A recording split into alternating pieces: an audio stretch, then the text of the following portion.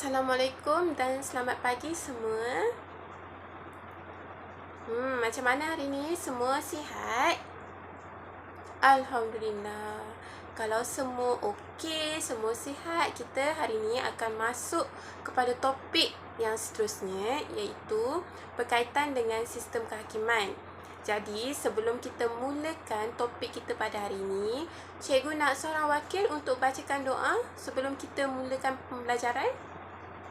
Ya, baik. Kamu silakan.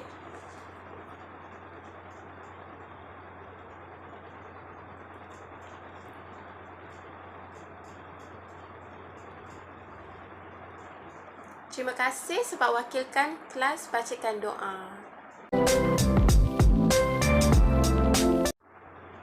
Baiklah, sebelum kita masuk dengan lebih mendalam berkaitan topik pembelajaran kita pada hari ini, cikgu nak tunjukkan kamu semua satu poster infografik yang berkaitan dengan topik kita, iaitu sistem kehakiman di Malaysia. Sebelum tu, cikgu nak kamu semua perhatikan betul-betul poster ini dan cuba mentafsir sendiri apa sebenarnya yang ingin disampaikan dalam poster ini. Jadi, cikgu akan berikan kamu masa selama 1 minit untuk mengkaji dan menganalisis. Faham betul-betul apa yang poster ini cuba sampaikan. Dan nanti cikgu akan panggil beberapa orang pelajar untuk memberikan refleksi dan pandangan kamu berkaitan dengan poster ini. Jadi, 1 minit itu bermula dari sekarang.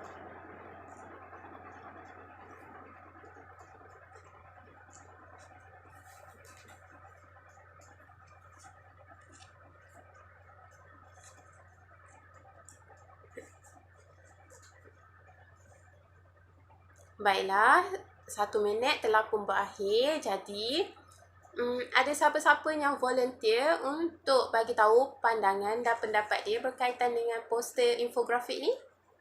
Siapa-siapa? Ya, kamu. Silakan. Ya, betul. Tepat sekali.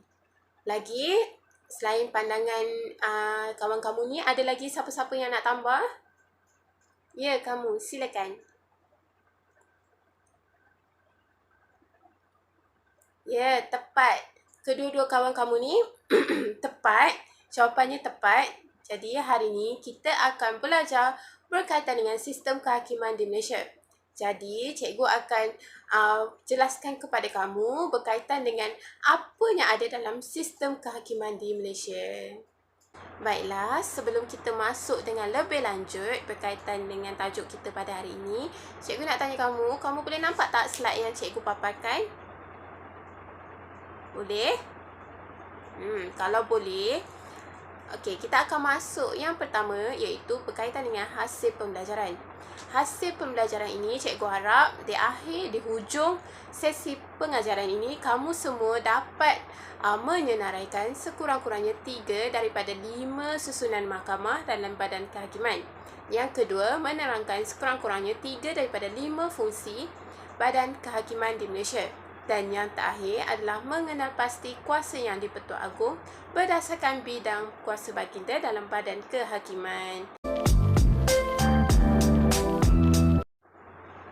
Baiklah, kita akan masuk ke slide yang pertama, iaitu berkaitan kuasa yang di-Pertuan Agong. Dekat sini, cikgu ada senaraikan 4 kuasa yang di-Pertuan Agong, iaitu kuasa eksekutif, kuasa melantik hakim, pesuruhjaya kehakiman dan panjangkan perkhidmatan. Baiklah, kita akan masuk satu persatu, iaitu yang pertama adalah kuasa eksekutif.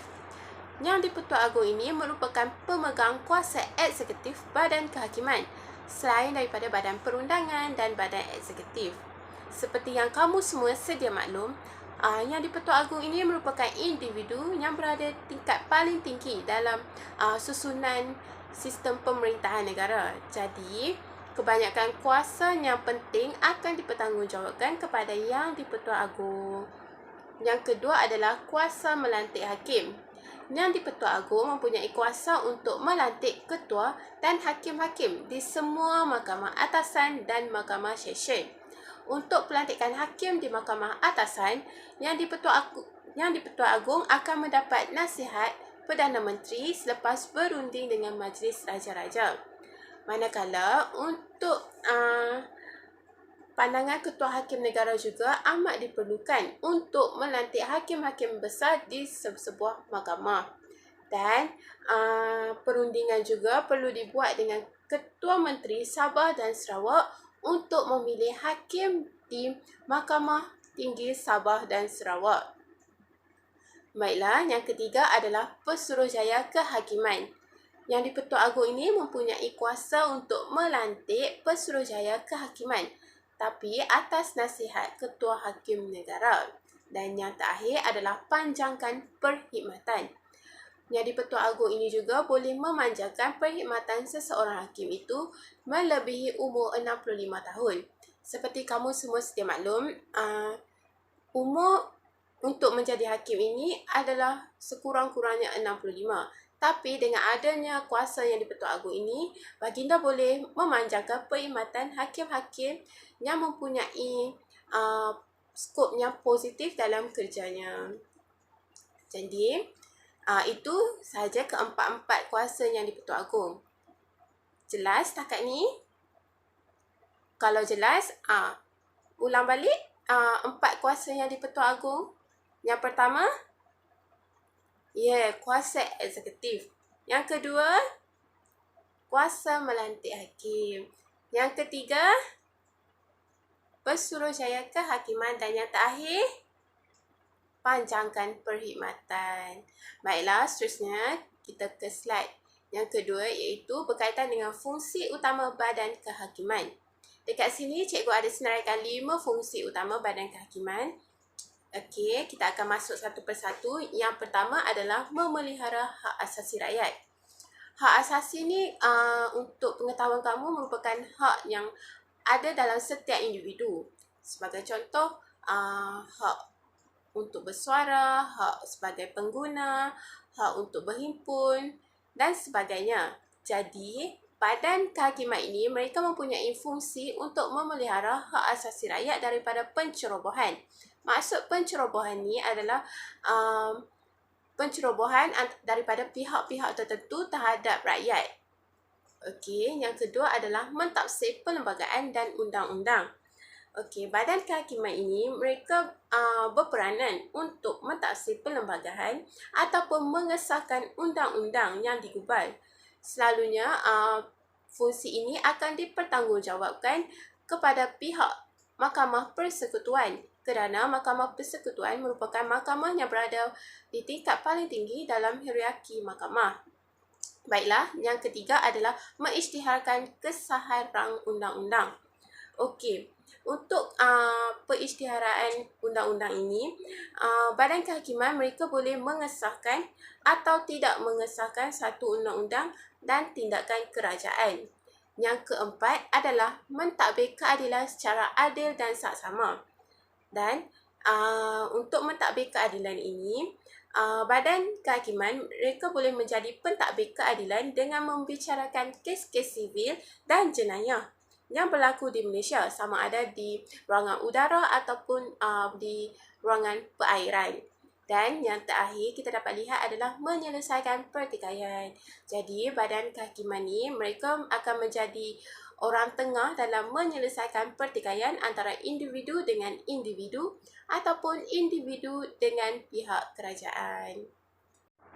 Baiklah, kalau kamu semua faham, kita masuk ke slide yang seterusnya, iaitu bidang kuasa Badan Kehakiman. Dekat sini, cikgu juga senaraikan 5 bidang kuasa Badan Kehakiman. Okey, kita akan masuk satu persatu. Yang pertama adalah memulakan bicara kes sivil dan jenayah.